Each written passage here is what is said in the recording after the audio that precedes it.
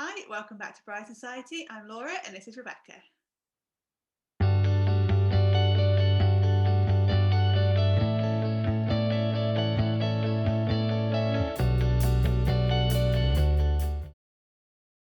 So if, like us, and it would seem majority of the population, as I've just been informed, that Bridgerton, which is what we're talking about, was the biggest debut original Netflix series ever. So a lot of people have seen it. So the Regency romance series has taken the world by storm, and you might want to have a bit of that romance and grandeur as part of your wedding. So if you're recently engaged, you're on the hunt for a wedding venue, you might be interested to know that you can get married at quite a few of the locations used in the series. So we're going to talk through a few of the locations in this video, and it might give you some inspiration for your big day. So first up, we have Bridgerton House, also known as Rangers House in Greenwich. This was used for the exterior shots of Bridgerton family home, Bridgerton House.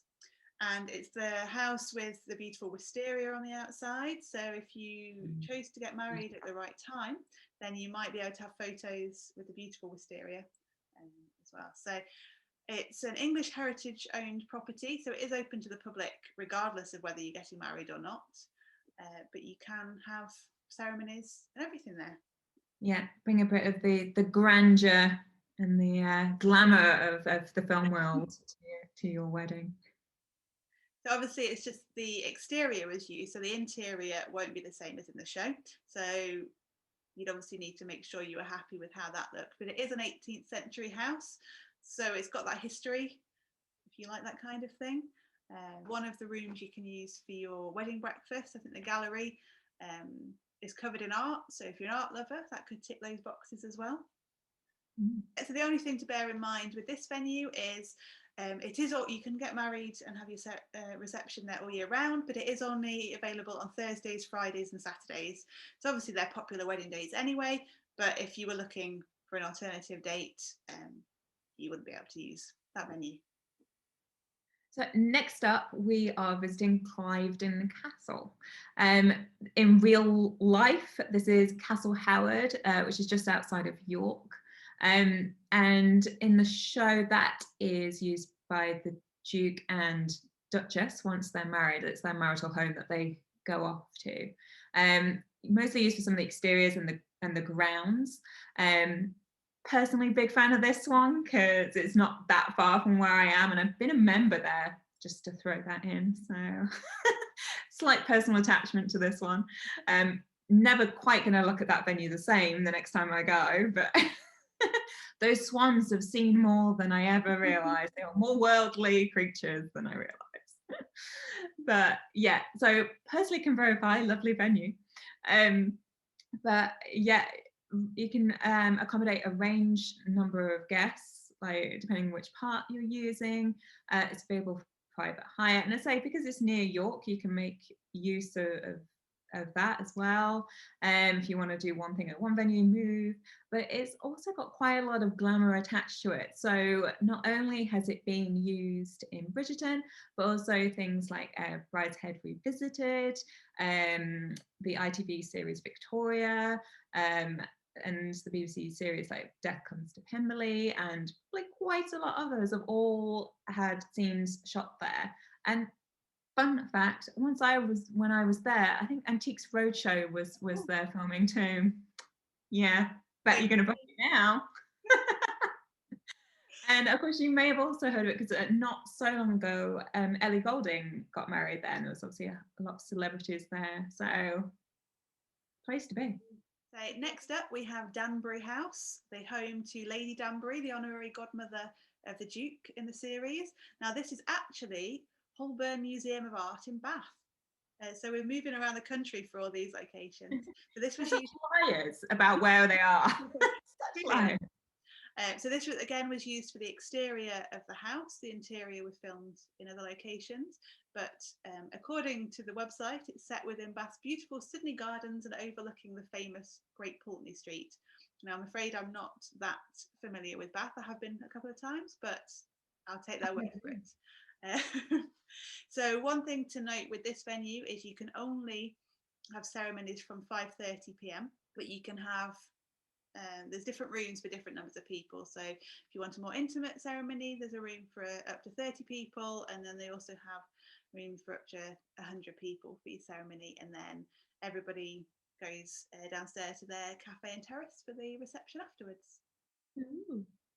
I also enjoyed that despite the kind of grandeur of this kind of venue, that they also allow you to like have a like more relaxed like barbecue on their terrace. Like I quite like the sort of juxtaposition of that, and it doesn't all have to be very prim and proper. And well, I think as part of the museum, they have quite a modern glass extension as well. So as alongside this Regency looking, probably actually Regency building facade that they used for the filming, they've got this very modern part as well. So you have got the best of both worlds with this one.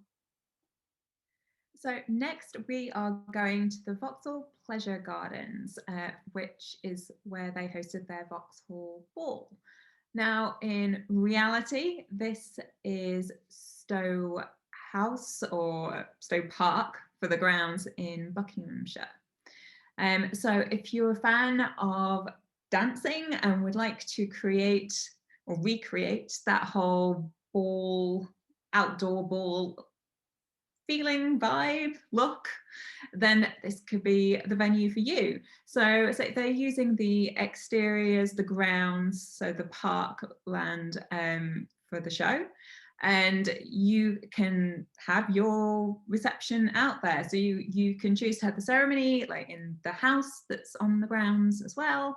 And then, yeah, ball on down. My equivalent of party on down in case that needed clarifying. I don't know. So yeah, if you're looking for the sort of English style garden, which will make beautiful photos as well, then this could be the one for you. So we're now moving inside and some of the venues that are used for the interiors for the show. So we have two venues that were used for the interiors of Hastings House, which was the London residence of the Duke. First up, we have Syon House in West London, and this was used for the former Duke, so Simon's dad, boo, his study, and then for Simon's dressing room. I like that you're on first name terms with Simon. Yeah, well, yes. I like to think that I noticed him first because I used to watch For the People, and he was in that as well. So for this venue, you've got a couple of different options for your civil ceremony in the house itself, but then you go to the great conservatory in the grounds for your reception, and you'd have access to that from 5:30 because it's in use during the day for other things. But alongside Bridgerton, Syon House has also been used for multiple other filming locations, including lots of other period dramas, such as the 1996 film Emma with Gwyneth Paltrow. We've got Gosford Park, the recent ITV series of Vanity Fair, as well as some non-period shows. So Silent Witness and Killing Eve are both filmed there. So you're in, well, I was going to say you're in good company, but I don't know.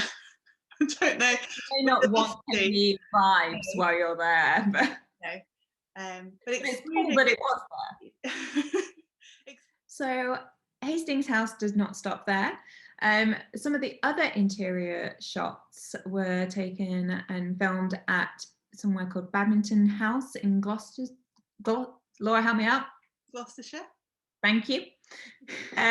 So they are, again, liars, making you think it's all in one place, and it just absolutely isn't. The trickery of the camera. So these are the other interior locations of the Duke's London residence. So it's used for like the parlour and morning room shots. So you can get married here, and what's more is that actually on the grounds there is a church on the estate, so you can get married and have your church ceremony with the arrangement with the vicar there, and then have your reception. But if you're not looking for a religious ceremony, you can also have a civil ceremony in the house as well. And again, there's a couple of different options depending on your numbers. Or if you have larger numbers than the house can accommodate, there is the option to have a marquee as well. So they're the kind of venues that we've covered for today. There are obviously a lot more in the show, but we thought you might be interested in the ones where the key families, key characters were sort of hanging out. You never know, there is another season that's been commissioned, so if you do get married there, you might be able to be like, that was my wedding venue in time to come, which could be pretty cool. So we hope you enjoyed that. Let us know in the comments below what would be your first choice of those wedding venues if you got to pick. Otherwise, please give our video a like, please subscribe, and we will see you next time.